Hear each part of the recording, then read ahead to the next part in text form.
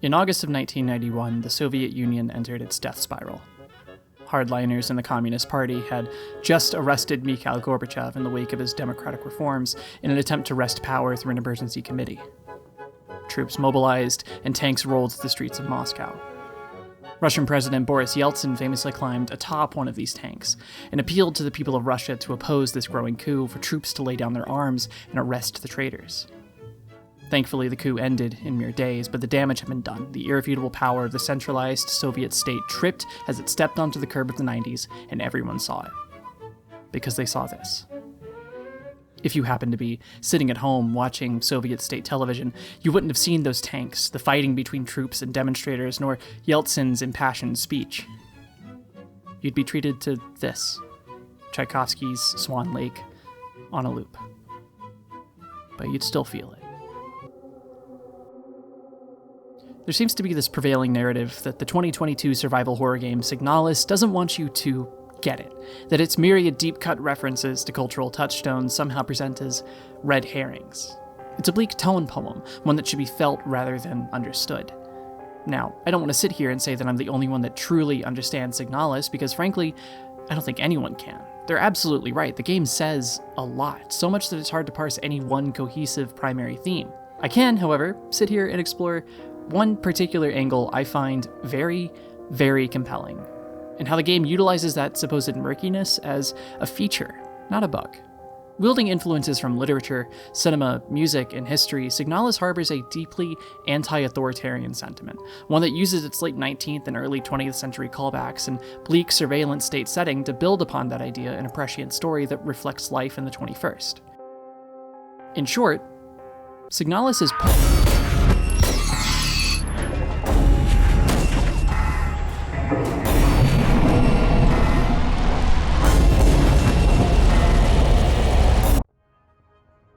I would be beating a dead horse in saying Signalis deeply roots itself in Homage. From the cover, it's abundantly clear what atmosphere it wants to evoke, that of 1990s PS1 survival horror classics, Resident Evil and Silent Hill. Capcom's Resident Evil burst through the world's windows in 1996 and pioneered the survival horror genre as we know it. While many contend it wasn't the first survival horror game, instead attributing that to 1989's Sweet Home, Capcom did invent and prominently use the term in its marketing for it. It laid the groundwork for the tropes we know and love today. Your inventory limited, the atmosphere dripping, your controls tank-like, your best option often just running. While most of the game shows its age, it still puts on a top-notch presentation for what the PS1 could do at the time. The story remains delightfully corny, itself a clear homage to contemporary action and slasher films in the vein of Predator, Terminator, Aliens, etc. Yet behind the schlocky line delivery lies genuinely terrifying moments, many of which remain cultural icons. Deeper still emerges a cautionary tale of unchecked scientific advancement unraveled through writings you find throughout the game. If Resident Evil introduced the world to survival horror and built the framework for its mechanics, Konami's Silent Hill showed the world what the format could do. The comparisons to Resident Evil dominated the critical response at the time, and for good reason. RE's success had created a whole new market for clones attempting to cash in. Yet, critics and audiences knew Silent Hill had something special, that it hit different. Edge Magazine UK's review of the game described it as such. Unlike Resident Evil, Silent Hill is not an action-adventure. For want of a better term, it's more psychological. Where both Resident Evils make the path of their story explicit, Silent Hill has a sweaty, unpredictable, and nightmarish quality. At once scary, nonsensical, but plausible. It's a scarily fine sim nightmare. A slower pace, a focus on a contemplative atmosphere, and building a tower of dread higher and higher punctuates Silent Hill's cultural impact.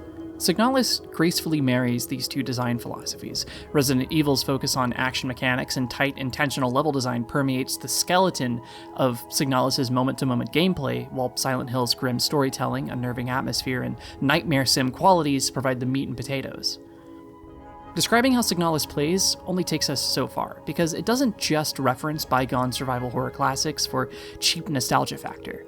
The game references some deep-cut horror literature, and weaves it into every pillar of its narrative.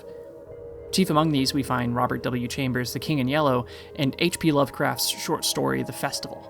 Chambers' seminal 1895 work, The King in Yellow, collects 10 of his short stories into what many consider his masterpiece. Many of the stories contained within involve the titular book, one which drives characters to insanity upon reading. Signalis in particular places quite a bit of attention on the first 4 stories, most of which are set in a near-future world of the year 1920.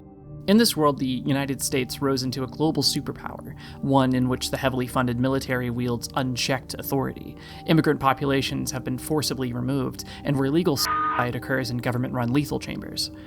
In every story, the banned and much maligned in-universe play The King in Yellow appears in a character's life and rapidly unmakes their reality. The same occurs in Signalis. Our protagonist, Elster, a disposable machine crafted by a totalitarian state, finds the King in Yellow and watches as the world around her unravels at the seams. In so many ways, the game cements itself in this mythology, almost to the point of fanfiction. If you changed just a few details, it wouldn't feel out of place in Chambers' anthology. History considers The King in Yellow foundational horror literature, one that keeps the terror hidden just around the corner, lets the reader fill in the details, and never lets the tension ease for even a second. The anthology then went on to influence another prominent horror writer, one Howard Phillips Lovecraft, whose short story The Festival also prominently features in the opening minutes of Signalis. In the story, a man arrives in a New England town and reconnects with his estranged family, only to acquaint himself with grotesque, inhuman creatures participating in a mortifyingly ancient Yuletide rite. In the story's final moments, the protagonist quotes the in-universe tome Necronomicon, a MacGuffin Lovecraft frequently references in his works that serves as his own take on the King in Yellow. Great holes secretly are digged, where earth's pores ought to suffice. Things have learnt to walk, that ought to crawl. H.P. Lovecraft remains a complicated historical figure, to say the least. The man was an open and proud white supremacist. Retroactive readings of most of his work support the idea that his eclectic cosmic horror stylings rooted themselves in his blatant xenophobia, and we find no exception in The Festival. In author Matthew Pungatore's interpretation of the story, he achingly describes the way every word drips in sheer disgust at the other. Anything unknown becomes an abomination. Anything different becomes unmentionable. Upon almost every portrayal do xenophobia and preconceptions cling like offensive odors. Within a certain interpretation or context, there can be seen to exist within the story a neurotic phobia of all that is pagan or Romish, a fear of that which is not Protestant, not Puritan, not WASP, which also connects this story to the classist tradition upheld by the Gothic genre. Given how Lovecraft used his horror to explore and espouse his own bigotry, comparing Signalis to The Festival left me pretty terrified, and not in the cool cosmic horror way. Before we hop in Blue Sky and start a campaign to cancel Rose Engine, however, I'd like to argue that Signalis mirrors The Festival in much the same way it does with The King in Yellow, and does so with a unique twist, one that flips the xenophobic undertones into overt anti-authoritarian messaging. In a parallel to the short story, our protagonist Elster finds herself home on a snowy evening, reconnecting with family.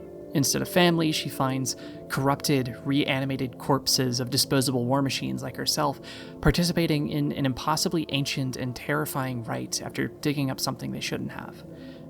In this twist, Signalis forces you to reckon with what you've been told you will be. In The Festival, we were a white Anglo-Saxon New Englander disgusted at his newfound ancestry, and in Signalis, we're a tool of the state. Signalis certainly doesn't make you a passive, submitting observer of these horrors either. Aside from the Gilded Age and 20th century reverence, Signalis harkens to plenty of other works and outside mediums, both visually and sonically. Hideaki Anno's directorial work in Neon Genesis Evangelion steams out from many of the game's cutscenes in spades. The carpet from Stanley Kubrick's The Shining adorns the floor of the final boss fight. Frederick Chopin plays us out as we watch reality bend and twist around us. Like in David Lynch's Mulholland Drive, two women kiss each other. Yet the craziest work, perhaps the most wildly important that Signalis takes inspiration from, is one Peter Tchaikovsky's Swan Lake. A classic ballet that originally premiered in 1877, Swan Lake spins a romance between a Prince Siegfried and a Princess Odette.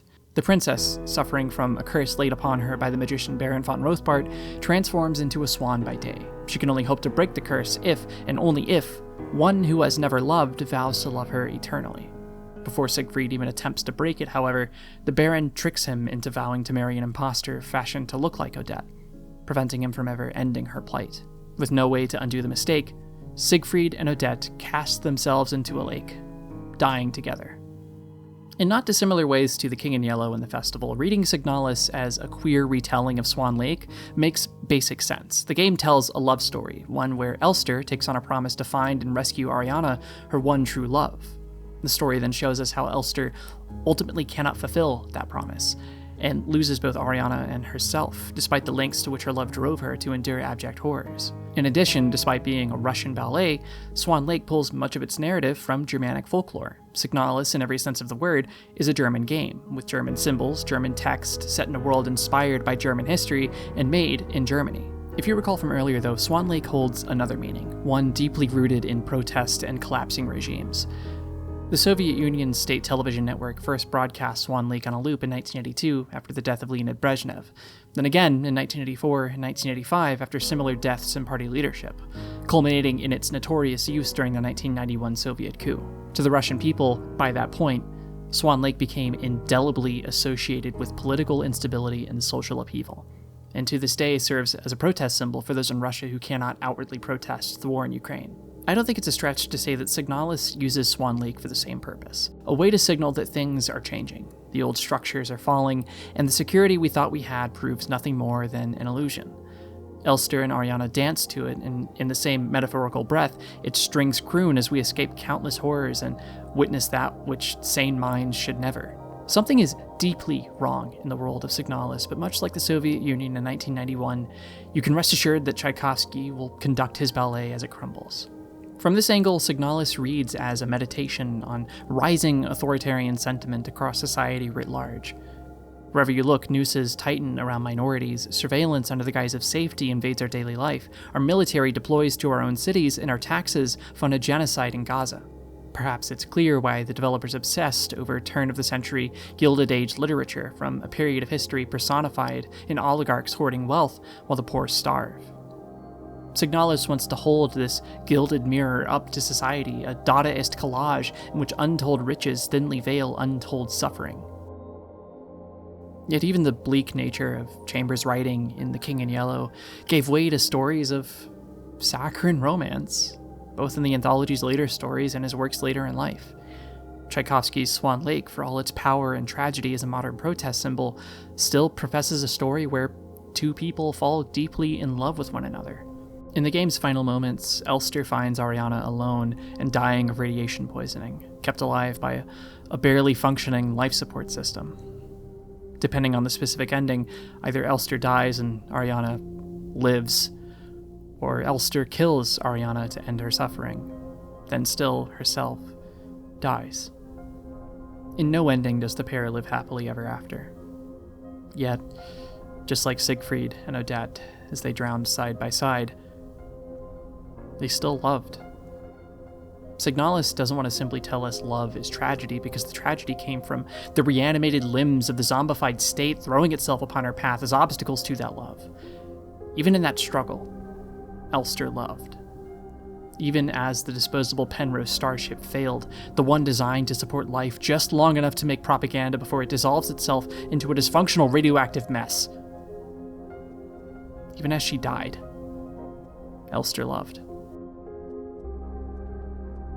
Perhaps Signalis is hell, but perhaps its most important message lies in the idea that as the world falls apart around us, loving one another remains the most important thing we can do. Fall in love with your friends, your family, your neighbors, your community, and fight side by side with and for them. Swan Lake adorns our television screens, and the only way we're gonna get through this shit is by dancing together. That's as punk gets.